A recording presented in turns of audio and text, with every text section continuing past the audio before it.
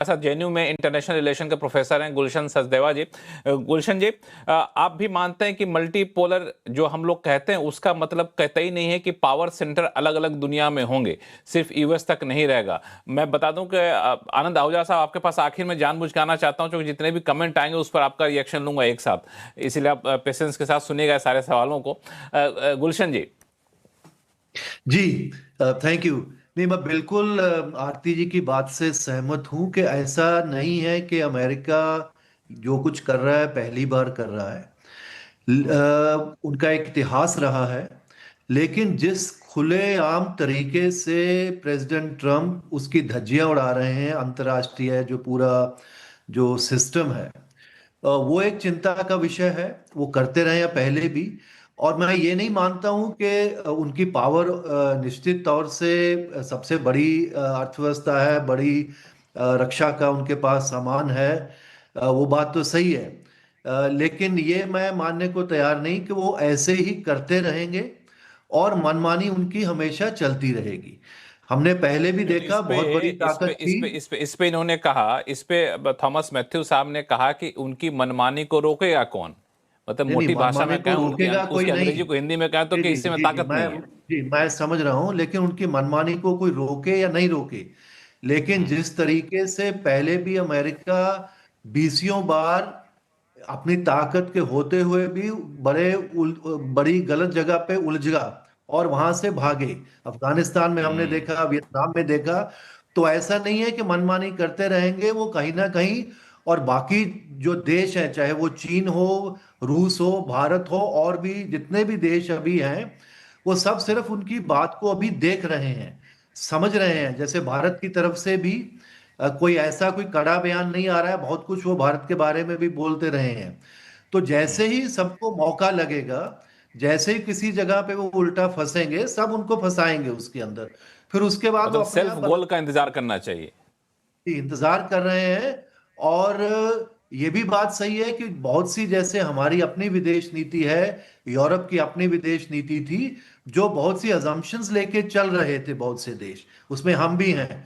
हम जैसे मान के चलते थे कि हम एक डेमोक्रेसी हैं, हमारे एक बहुत बड़ी उभरती हुई अर्थव्यवस्था है, चीन के संदर्भ में इंडो पैसिफिक में भारत की एक बहुत बड़ी भूमिका है, तो उसमें हम एक नेचुरल पार्टनर हैं। वो सारी अजम्पशंस बहुत सी हमारी अभी उसके ऊपर दोबारा से प्रश्न चिन्ह लग गया है कि वो सारी चीजें सही थी या हमको अपनी विदेश नीति के अंदर एक बड़ा बदलाव करना पड़ेगा। और भारत अभी ब्रिक्स की प्रेसिडेंसी लेने वाला है। और उसके बाद जो हमारी एक जिम्मेवारी भी बनेगी, क्योंकि जिस तरीके से राष्ट्रपति को वेनेजुएला से उठा के ले गए, हमने कोई बड़ा उसके बारे में कोई बयान भारत ने नहीं दिया, सिर्फ हम उसकी वॉच कर रहे हैं। लेकिन अगर हम अपने आप को ग्लोबल साउथ का लीडर मानते हैं, voice of the global south मानते हैं, तो इस तरह की बात कल को ईरान के ऊपर भी कोई अटैक हो सकता है, जो कि एक ब्रिक्स का एक देश है। ये सब देश हम देख रहे हैं उन सब चीजों को। और ये उनकी एक ये भी बात है कि बड़े बड़े वो 500% की बात आपको कर रहे हैं, उनकी एक नेगोशिएशन की एक टैक्टिक्स भी हो सकती है। क्योंकि जिस तरीके से वो बाजार भारत का अपनी सब तरीके को उन्होंने मनवाया है, बाकी देशों को भी वो इस तरीके से दबाव बना के भी रखना चाहते हैं। उनकी एक नेगोशिएटिंग जो टैक्टिक्स भी है। लेकिन ये किसी भी चीज को अब उनकी बात को समझना भी बड़ा मुश्किल है, क्योंकि जिस तरीके से 66 अंतर्राष्ट्रीय जो है संस्थाओं से बाहर निकल गए हैं, उनको लगता है कि हमारे ऊपर कोई रुकावट नहीं है किसी किस्म की, हम अपने हिसाब से अपना काम कर रहे हैं। वो बात सही है, क्योंकि अमेरिका के पास ताकत है, वो कुछ टाइम तक करेगा। लेकिन वो जरूर फंसेंगे किसी ना किसी चीज के अंदर, और सब देश जो है इकट्ठे होके उसके बाद उसको सही लाइन पे ले आएंगे। तो ये बात है कि कुछ समय तक उनको झेल रहे हैं, भारत भी झेल रहा है, बाकी देश भी झेल रहे हैं। कुछ समय तक झेल रहे हैं, कुछ खुद अपना सेल्फ गोल करेंगे तब जाके खुद उनको मुंह की खानी पड़ेगी, ऐसा आप मान के चल रहे हैं। अब हमारे साथ न्यूयॉर्क से अटॉर्नी आनंद आहूजा साहब जुड़ रहे हैं। आनंद आहूजा साहब, आपने अलग अलग पैनलिस्ट की राय आपने सुनी। हमारी पिछली मुलाकात आपसे हुई थी जब वेनेजुएला का राष्ट्रपति उनकी पत्नी को लेके चले आए, तो गिरफ्तार करके ले आए थे यूएस के आर्मी ने, और अब मामला वहां से आगे बढ़ चुका है। अब वो कह रहे हैं कि हम ग्रीनलैंड को भी कब्जा करेंगे, अब कह रहे हैं कि 500% ड्यूटी लगाएंगे। तो अब वहां से आगे इन सारे कदमों को आप कैसे देख रहे हैं? ये सिर्फ इसलिए क्योंकि जैसा कह रहे थे हमारे दूसरे पैनलिस्ट थॉमस मैथ्यू साहब भी, कितने ताकतवर आप हैं कि आपको कोई रोक नहीं सकता, इस वजह से हमको जो मर्जी यह करनी होगी।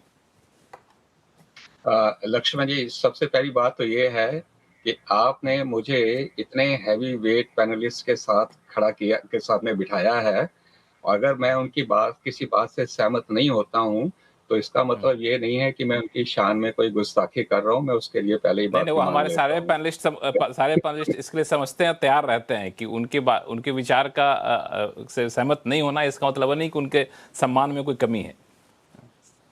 मैं, अगर आप इजाजत दें तो एक एक मिनट जी में सभी पैनलिस्ट ने जी जो बात कही बिल्कुल है उसके रिस्पॉन्स में कुछ कह दूं। सबसे बिल्कुल। पहले एम्बेसडर साहब ने बात की कि तेल की बात की।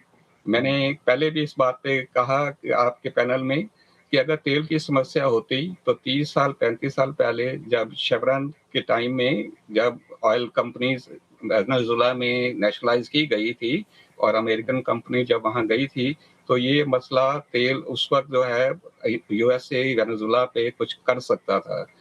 तेल का मसला नहीं है एम्बेसडर साहब, आपकी शान के अंदर मैं गुस्ताखी नहीं कर रहा हूं, लेकिन अगर आप कोर्ट केस देखिए तो आज से कोई 2020 के अंदर मदुरा के against United states southern district of New York के अंदर केस फाइल हुआ था, और उस केस के अंदर उसके लिए अरेस्ट वारंट इशू हुए थे। ट्रंप की पहली टाइम में जब ट्रंप उसको यूएसए में नहीं ला सका था, तो हमारे अपोजिशन लीडर, डेमोक्रेटिक पार्टी के लीडर चक शुमर साहब की सेनेट के अंदर ये वीडियो रिकॉर्डिंग है, स्टेटमेंट है। उन्होंने कहा कि ट्रंप इतना नपुंसक है कि मडोरा को पकड़ के यूनाइटेड स्टेट्स में नहीं ला सका।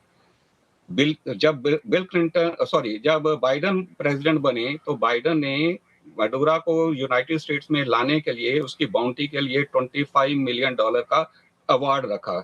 तो आप उन सब तथ्यों को एक साइड पर रख के सिर्फ तेल के ऊपर फोकस कर रहे हैं।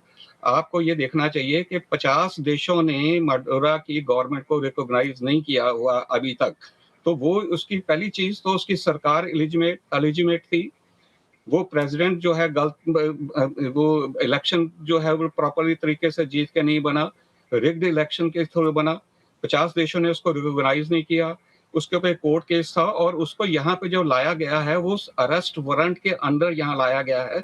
लॉ एनफोर्समेंट अथॉरिटी जो है उसको लेके आई हैं, और जो जज उस केस को हैंडल कर रहा है वो 92 ईयर ओल्ड का जज है। और यहाँ पे यूनाइटेड स्टेट्स में जो भी ट्रायल होती है, बड़ी इम्पार्शियल ट्रायल होती है, उसकी जो डिफेंस है वो एक पॉसिबल डिफेंस है under sovereign immunity act of United states. वो उसमें अपनी आर्ग्यू करेगा कि मैं एक सॉवरन हूँ, मुझे जो है यूनाइटेड स्टेट्स के अंदर अंडर सॉवरन इम्यूनिटी एक्ट के अंदर मुझे यहाँ ट्रायल नहीं किया जा सकता है। बाकी रही बात आपने कही कि वो तेल ले रहे थे। आप देखिए कि रशिया, चाइना और ईरान, यूनाइटेड स्टेट्स के ये तीन दुनिया के अंदर सबसे बड़े दुश्मन हैं।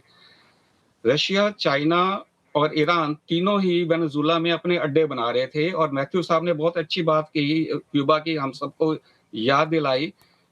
यूनाइटेड स्टेट्स के लिए और कोई चारा नहीं था एक प्रिवेंटिव अटेम्प्ट करने का, कि इससे पहले कि रशिया, चाइना और ईरान वेनेजुएला में अपना अड्डे बनाए और क्यूबा वाले क्राइसिस फिर यूनाइटेड स्टेट्स में हो, तो under article 2 of United states constitution president Trump ने ये एक्शन दिया। और जब उसको लाया गया तो वहां पे लॉ एनफोर्समेंट ऑफिसर्स भी साथ गए थे, जिन्होंने उसको समन्स जो हैं और उसके अरेस्ट वारंट वहां उसको सर्व किए। ये तथ्य हैं, ये चीजें हैं। अब मैथ्यू साहब ने एक बात कही कि चाइना, रशिया और ईरान जो हैं ये यूनाइटेड स्टेट्स के खिलाफ कोई एक्शन नहीं लेंगे। मैं इस बात पे एग्री करता हूं, लेकिन मेरा नजरिया उसको देखने का दूसरा है।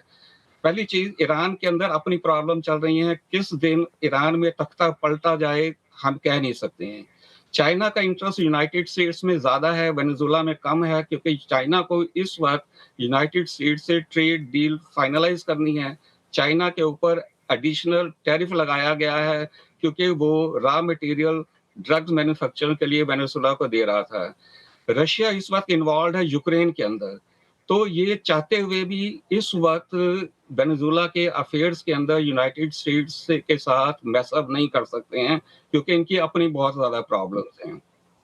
क्यूबा की जो क्राइसिस के से हमें एक लेसन लिया। आपने कहा जिसकी लाठी उसकी भैंस, मैं इस बात से कुछ एग्री करता हूँ, कुछ नहीं भी एग्री करता हूँ, क्योंकि अगर हम जिसकी लाठी उसकी भैंस वाली इंडिया में भी ये पॉलिसी लगाते तो आज हमारा कश्मीर का मसला यूएनओ में ना लटका होता। उस वक्त हम कहते थे कि नेहरू की गलती हो गई, अगर ये सरदार पटेल प्राइम मिनिस्टर होते तो कश्मीर आज हमारे पास होता। आज जब हम एक ताकतवर लीडर की बात करते हैं तो हम कहते हैं कि वो इंटरनेशनल लॉ को मिसयूज कर रहा है। हमें एक स्टैंड लेनी चाहिए कि हम स्ट्रॉन्ग लीडर चाहते हैं या सिर्फ हम बातें करते हैं कि 26 इंच की छाती और हमें करना कुछ नहीं है, या हम वाकई चाहते हैं कि एक स्ट्रॉन्ग लीडर हो जो बजाय बातें करने के कोई एक्शन ले।